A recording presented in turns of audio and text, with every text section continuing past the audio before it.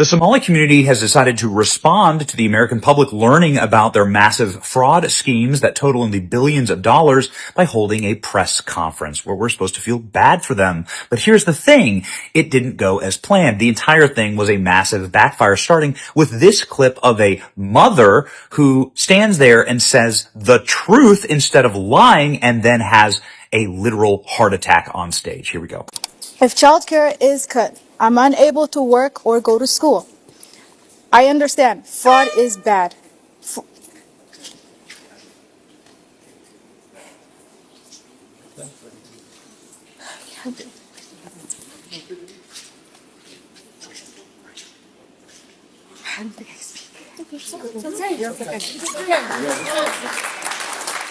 This is how endemic fraud is in the Somali community. You can't just say fraud is bad.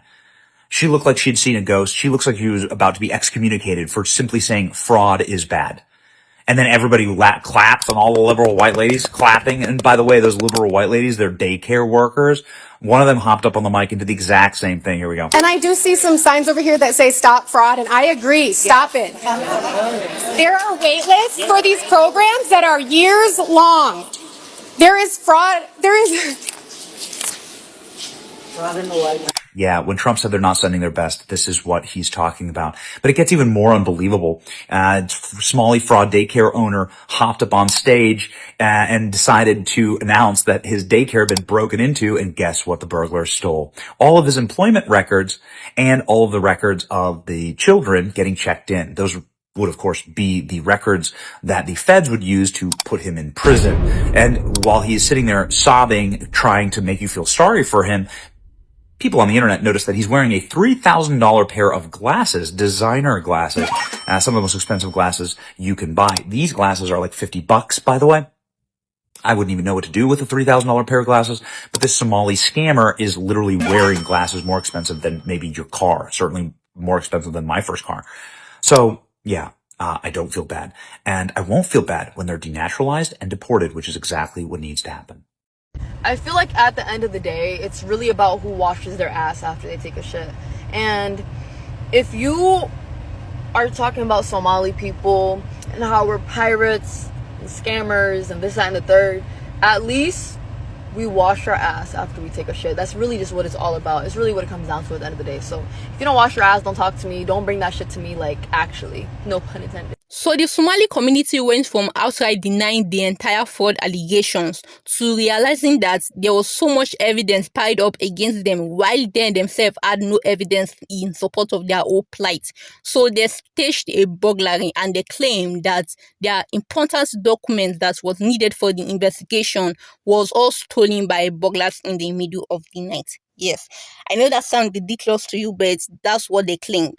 So this whole fake burglary situation was easily debunked by the police because they themselves had reported to the police that nothing was stolen in the burglary situation.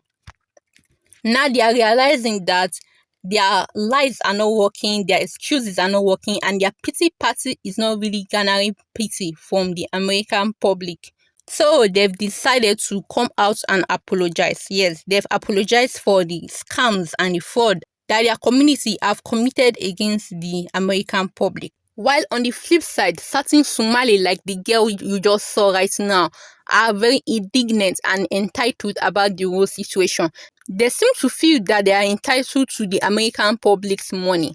And this entitlement is tied to not just the Somali community here in America, no. It is tied to their tribes back in Somalia. It is tied to their religion. It is tied to so much more that the American public do not understand. Let's get right into it. We accept the president's words. They came from a place of anger and disappointment. I'm sure many Americans feel the same way. The president was right to let loose his feelings. It shocked us into understanding the severity of the harm our people caused. These criminals betrayed America's welcoming spirit. The scale of these crimes has stained the reputation of American Somalis. America's freedoms allowed us to build a unique community here in Minnesota. In return, we must promise to weed out any evil living among us. This evil came from within our community. And so, as an honorable community, we take responsibility. We must correct this wrongdoing. The only way to regain the trust of this nation is to root out crime, stay humble, and be forever grateful. That's the premise. So as honorable Somalis, we are going to take on the responsibility of apologizing to all Americans. We are deeply, deeply sorry. The shame of this will haunt us forever. And hopefully over time you will come to forgive us. Thank you. This is so sad. Somalians in the United States are taking the blame for this massive cover-up. I've been digging deep and I pieced it together. It's not the Somalian people pulling off the fraud. Now, it's the United States government who rigged the whole thing to funnel billions of dollars to what Israel just recognized as Somaliland. It's huge because Israel needs a spot to deport the Palestinians, and someone got to foot the bill for that land. And since the United States government is basically run by the Israelis, we are the ones paying for it all. This land grab for deporting Palestinians, the blame they are pinning on the Somalian community. I think at this point, the Somalis will do anything to cover up the fraud instead of calling out those doing the fraud in their community. But let's be very clear. The Minnesota fraud scandal is not fake news. It wasn't decided on social media. It was proven in U.S. federal court. Take, for example, the case centers on feeding our future, where over $250 million in taxpayer money meant to feed children during COVID was fraudulently claimed for meals and was never served. Federal investigators didn't guess. They followed the bank records, fake invoices, shell companies, wire transfer, surveillance, and witness testimony. Dozens of people were indicted, pleaded guilty, and were convicted. Judges reviewed the evidence, juries weighed in, sentences were handed down. So when people now claim that U.S. government stole the money and gave it to Israel, there is zero evidence for that. U.S. aid to Israel is publicly debated and approved by Congress. It does not run through Minnesota non-profit meal programs. The money didn't disappear. It landed in private banks' account and was spent on luxury cars, homes, cash withdrawals, and overseas transfer. This is not about anybody. Communities are not on trial. Individuals are. Many Somalis in Minnesota are yet to condemn this fraud. You don't protect your community by denying proven crimes. You protect it by telling the truth, rejecting corruption, and demanding accountability. Calling out fraud in your community. Facts don't care who you're protecting, only what actually happened. And right now, a lot of fraud around daycare centers in Minnesota are being uncovered, mostly run by Somalis. Somali President Ruto finally talks after Somalis have stolen an estimated $39 billion from the U.S. He must be getting pressure from the administration, maybe even Rubio, because he says any cash, any housing, any building investments, because if you haven't seen, they're taking the money and they're building high-rise buildings for commercial and or residential to collect rents. They're investing money in their own country, probably under the guise of, we know this is not going to go on forever. Have you seen the social media outcry? Somalis are like, why'd you get fucking caught? They're saying, you're giving away the game. We're supposed to keep this going longer. They knew what they were doing, bro. Any cash, any cars, anything that they're being bought or being brought over with the funds that they're taking from American taxpayers. He doesn't say he's giving the money back, but he says he's confiscating it. I think the administration's applying pressure. Are you kidding me? Billions in fraud get exposed and the Minneapolis police chief responds with an apology. Not arrests, not charges, not handcuffs, an apology. This is what rot looks like at the top. Weak leadership that protects criminals and spits in the face of taxpayers who fund the system. If a city refuses to enforce the law, then cut them off. Every dime. No federal money, no bailouts, no excuses. You don't get taxpayer funding while coddling crime. You don't get sympathy while billions are stolen. And you don't get to hide behind politics when the law is being ignored. Sanctuary policies don't protect cities. They protect lawlessness. Enough apologies. Enough cowardice. Enforce the law or lose the money. Take our cities back. The Somali community here in Minneapolis has been welcoming and has shown love towards me, and I appreciate it. Over the last 3 years, we have been working together to try and address some of the real serious problems that we have in our community. We have to be honest at times with the problems that we're having in our community, and we need our community to help us fix those problems together because it's real and it's serious. At the same time, if people have taken anything that I have said out of context in a way that's caused harm, I apologize and I'm sorry for that because that's not my intention at all. Only Americans who's concerned with the Somali business is the ones who have no life. They have a lot of time in their hand. They broke. They don't have no money, no ambition, nothing. They don't even have hobbies. They depressed. They lonely. You know, it's always those type of people who care about situations like this. You know, people who have something going on for their life, right? They're busy in their career, their family, they taking vacation, they're enjoying their life. You know, they're not concerned with the Somalians in Minneapolis, Minnesota. No, sir. The people that are concerned are people who work and pay taxes and are tired of paying taxes for illegal immigrants to get stuff. That's what we're tired of.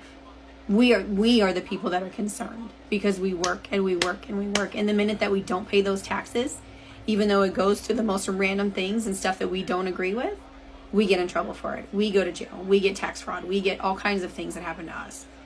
That's what we're tired of. You are taking money out of every single one of our pockets. Every single one of us hardworking Americans that work our fingers to the bone every day and work nonstop. And then you take from us. It feels like we're being stolen from, like you're thieving from us, and we don't like that. That's the people that are concerned. If y'all look at the comments for the people that's talking about the Medicare fraud that is happening amongst the Somalians are in a comment like, you guys are jealous, you guys are just mad, you guys are poor, you guys are just jealous of us. Let me let you, Americans are paying $250, $300 for fucking childcare for their children to go to daycare. We're giving away millions and millions and millions and millions of daycare funding to daycares that don't exist. Like, that's kind of fucked up. People who are paying the taxes can't even catch a break for daycare costs, and we're giving away millions and millions and millions and millions and millions of dollars to daycares that don't really even exist, for children that don't even go to daycare. They're in the public school system. Okay. There's this pushback that's happening in Minnesota amongst the politicians because the politicians are the ones that's signing off on these grants. And y'all want to understand this. The one way to become a millionaire for sure in this country is to own a nonprofit organization. But let's rewind really quickly. These people who write the grant proposals, they are educated liberals and Democrats. I promise you that they are. And they approach specific people in the community and say, I can write you a grant. Make sure that this grant says everything that it needs to say for it to get approved for a lot of money. And all you have to do is give me 10% of it. We don't care what you do. And we're going to make sure you have this license and this number filed. And we're going to make sure you can get this funding. But make sure that you give me 10% of it. That's why these politicians are pushing back. And these Somalians are like, oh, you guys are just jealous and mad. Yeah, people are going to work and doing everything the right way. And we're fucking struggling. But people can come into this country and just live luxurious and still benefit from government funding while defrauding the system. That's kind of fucked up. Let's go for it, I wouldn't worry too much about this one. A bad piece of joy. I wouldn't worry too much about him. He about to die. So this Somali girl goes on her live, says Elon's about to die. Death is knocking at his door. Why would death be knocking at his door unless it's a threat? And he responds to it. And then she goes and cries, victim, which is apparently what the entire Somali community does. Let me threaten you. Let me steal from you. And then if you call me out on it, you're in the wrong. This whole situation has put me in truly great danger. Private information about me is being displayed all over the internet, and I have received endless amount of threats over this miscommunication, and I truly am in fear for my future. Oh, if it ain't the consequences of your own actions. Imagine threatening someone's life and then playing victim. That's Wild. That's apparently what the entire Somali community does, is commit crimes and then go, oh, no. You're wrong for calling me out. You're the bad person now. What a wild mentality. And I have a question. If I now identify, since that's fluid, I now identify as Somali, can I threaten someone's life and then play victim? That's how this works, right? I got Somalians as neighbors, and I talked to one of them. And I asked him about this whole Somalian fraud that's going on in Minnesota. And one of the guys explained it to me this way. He said back in Somalia, a lot of them come from clans. And Muslims have this thing where their spoils, even their Prophet Muhammad, whatever, he would go out and plunder people, and the spoils of war would be considered rightfully theirs. And whenever they would go to a place and they would subjugate the non-believers, they would put a tax on them. So he's like, the Somalians believe in Minnesota their plunder is rightfully theirs, and it's just a tax that the white people are paying for the Somalians, to the Muslims, to the non-believers. And so they do not comprehend the Western laws. They don't understand it. It doesn't compete to their Sharia law that they're practicing. And so this outrage, and so he explained this one little thing to me. He's like, in their religion, they're permitted to lie. So when you see all these Somalians in Minnesota, being outrageous that their fraud is being exposed, he's like, they're permitted to lie. They're permitted to tax the non-believers. They're permitted to practice their Sharia law. They're permitted to plunder because in their belief system, it is rightfully theirs. So they don't understand why all these people are upset about, all this fraud that's going on, because they've been practicing all the stuff they've been doing in Somalia. They just brought their belief system here, and they do not understand why everyone's outraged. And, so that's just, and I was like, well, that kind of makes sense. I guess if you raised up in one belief system, you went to another, and then, you're upset why they're upset that you're marrying a 6-year-old. That's kind of been happening. So that's quite interesting. But here in Idaho, there's a very good Somalian population, and three doors house from me, a Somalian family lives, and sometimes I would talk to them. So it's interesting. These people are not apologizing because they are sorry. No, they are apologizing because they got caught. If this whole fraud situation was never blown up to the proportion that it is right now, these people would have continued getting the benefits from the fraud and keeping quiet. They will not come out here claiming to be elders and to be members of the community and giving us pity parties and apologies after committing multi-billion-dollar frauds. These people are not offering to repay the American public for the money that has been taken out of the welfare system. They are not offering to actually give up the people that were involved in the fraud and to actually hand them over to the authorities. No. All they are offering us is apologies. They are offering us apologies as if the apologies are going to make up for the billions and billions of dollars that have been stolen from the American public and the American welfare. And many of them are not even sorry. Many of them are not even apologizing. Many of them are still entitled. Many of them are still coming out here to play in the face of the American public. And they are out here acting as if they are entitled to this money. Like the man with the Somali neighbor said, this whole thing is rooted in their religion. Yes, they see America as a land that they have conquered, and the welfare money and the entire fraud money as their war gains. Yes, that's how they see the American public, and that's how they see the American welfare. Americans really need to be more critical about who they let into their country, because they are letting their enemies into their country. America only need to look towards Europe and the UK to see how bad this whole immigration situation can get. Bringing in people from other religions, from other cultures that do not align with yours is just a terrible idea.